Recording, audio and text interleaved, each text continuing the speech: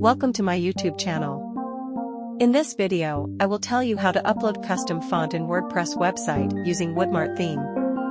The theme allows adding any custom font via theme settings, typography, custom font. It is necessary to prepare .woff 2 files.